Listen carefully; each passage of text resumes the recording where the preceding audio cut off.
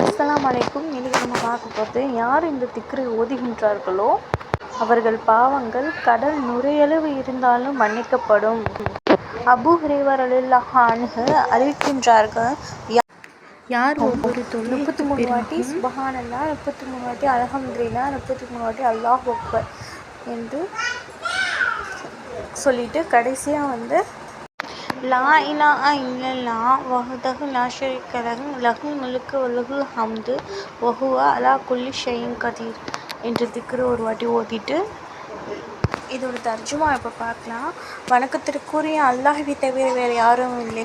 அவன் தனித்தவன், அவனுக்கு இணை யாரும் இல்லை. அவனுக்கே ஆட்சி அதிகாரம் உரியது. அவன் புகழ் அனைத்திற்கும் உரியவன்.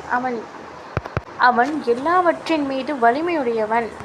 யார் இந்த அமலை செய்கின்றார்களோ கடல் நுரையளவு பாவம் இருந்தாலும் அது மன்னிக்கப்படும் என்று சொல்கின்றார்கள். இந்த சிறிய அமல் பெரிய நன்மை கொடுக்குது. இன்ஷா அல்லாஹ் எல்லாரும் இதை ஓதுவோம். அஸ்ஸலாமு அலைக்கும்.